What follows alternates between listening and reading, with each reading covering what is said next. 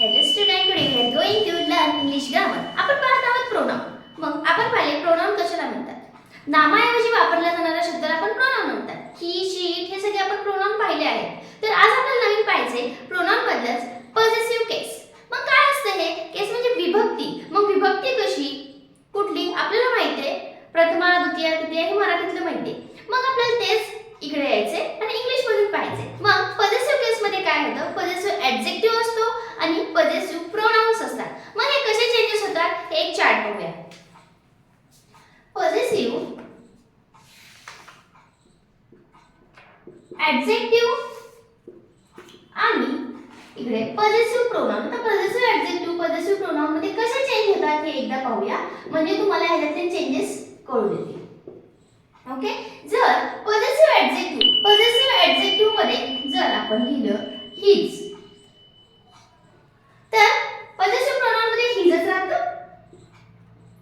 Okay, आता पॉझेसिव्ह adjective मध्ये जर असेल माय, तर पॉझेसिव्ह प्रोनाउन मध्ये मायचं माइन होतं. मायचं काय होते? माइन होते. पॉझेसिव्ह आता याच्या ऍडजेक्टिव्ह मध्ये जर हर असेल, पॉझेसिव्ह ऍडजेक्टिव्ह हर असेल तर पॉझेसिव्ह प्रोनाउन मध्ये हर्स होतं. यस प्रत्यय लागतो. त्याला काय प्रत्यय लागतं? यस प्रत्यय लागतं. आता पाहूया, पॉझेसिव्ह ऍडजेक्टिव्ह हर असेल तर हर्स झालं. मग अवर असेल तर काय होईल? सेम अवर्सला आपण यस प्रत्यय लावतो, अवर्स होतं. ओके, आता पॉझेसिव्ह ऍडजेक्टिव्ह मध्ये येतं इट. इट्स येतं ॲज इट इज. इथे तसंच येते, डबल यस होत नाही. इट्सला इट्स येतं. असे चेंजेस पॉझेसिव्ह ऍडजेक्टिव्ह जे प्रोनाउन्स असतात, म्हणजे हे वर्ड्स असतात ते पॉझेसिव्ह ऍडजेक्टिव्हला पॉझेसिव्ह प्रोनाउन मध्ये असे बदल होत राहतात. मग जर युअर असेल तर पाहूया, युअर असेल तर युअर्स होतं.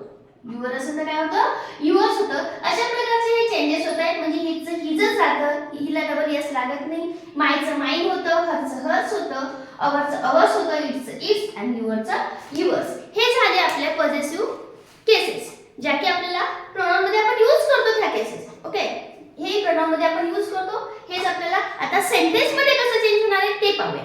चला, वेळ लागला तर पाहूया सेंटेन्स मध्ये पॉझेसिव्ह ऍडजेक्टिव्ह कसे चेंज होतात पॉझेसिव्ह प्रोनाउन मध्ये. वन बाय वन सेंटेन्स घेऊया आणि तुम्हाला समजून येईल की चेंजेस कसे होते. यासाठी तुम्हाला व्हिडिओ डिटेल पाहावा लागेल. एंड पर्यंत पहा, स्किप करू नका. ओके, चला सेंटेन्स घेते. This is my book. पहा, एकदम इझी आहे, समजून येईल आपल्याला. This is my book, this is my pen, या प्रकारचं एक्झाम्पल आहे. आता आपल्याला काय करायचंय? माय कुठलं आलंय?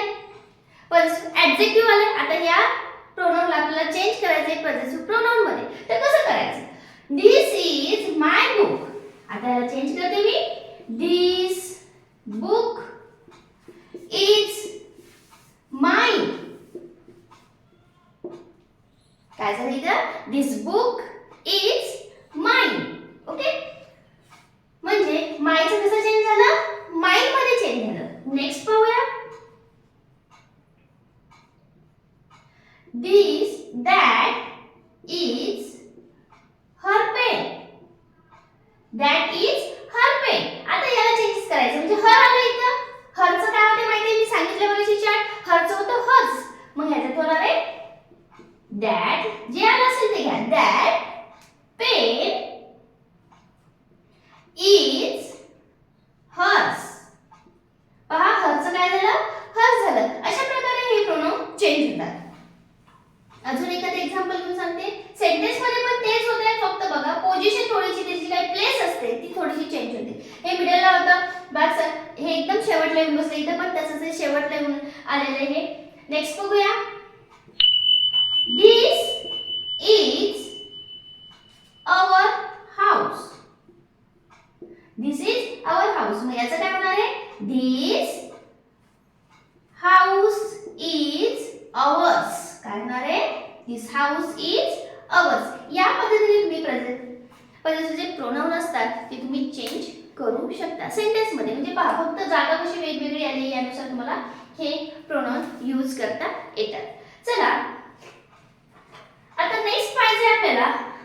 आता हे जे काही मी प्रोनाउन लिहिले, माय, माइन, हर, हिज, अवर्स, हे सगळे मी प्रोनाउन लिहिलेले आहेत. मग ह्या प्रोनाउनचा यूज आपण कशासाठी करतोय इथं दिसतंय याच्यावरूनच कळते. They express the ownership. काय एक्सप्रेस करतात? ओनरशिप एक्सप्रेस करतात. This is my book, this is mine. जास्त हे करून हा माझा पेन आहे आणि हे माझं आहे. ओके, म्हणजे हे जे काही माय असेल, माइन असेल, हर्स असेल, तर हे काय एक्सप्रेस करतात? हे एक्सप्रेस करतात ओनरशिप. ओके, काय एक्सप्रेस करतात? हा ओनरशिप एक्सप्रेस करतात. चला आता पाहणार आपण एक थोडंसं प्रोनाउन मधला एक फॅक्ट. मग तो कुठला आहे? एक सेंटेन्स घेणार आहे, पाहूया. आता यामध्ये आपल्याला रॉंग आहे का करेक्ट आहे थोडंसं लिहिण्यामध्ये याचा उपयोग तुम्हाला फाइंड द एरर मध्ये होऊ शकतो. चला पाहूया.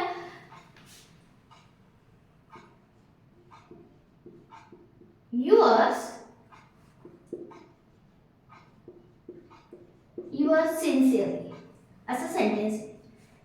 Is this correct? हे बरोबर आहे का? No, this is the wrong. Why? Because of there is the apostrophe is used in this your. Apostrophe is used in this your sincerely. Apostrophe is never used with these pronouns.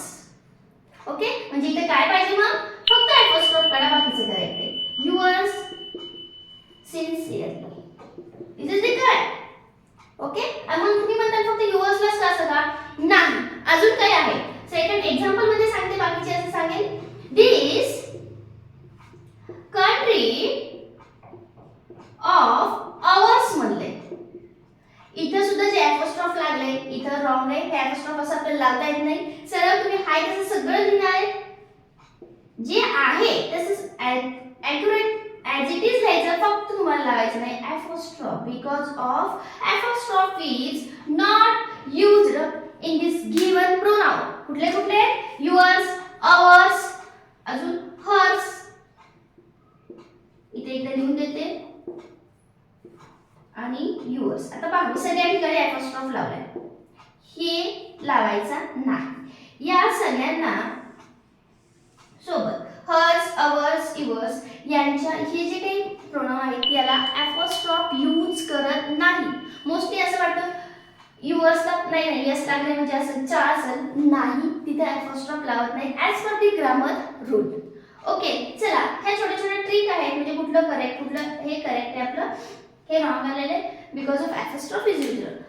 तर अशा प्रकारे तुम्हाला little bit trick पण समजून आल्या असतील. Positive adjective कसे असते आणि पॉझिटिव्ह प्रोनाउन आपण कसं वापरतो, कशासाठी वापरतो, ओनरशिप दर्शवण्यासाठी वापरतो, हे सगळ्या गोष्टी आपण शिकलो आहोत. काही डाऊट असेल कमेंटमध्ये सांगत चला. लाईक करून घ्या आणि शेअर आणि सबस्क्राईब करायला मात्र विसरू नका. Okay, thank you.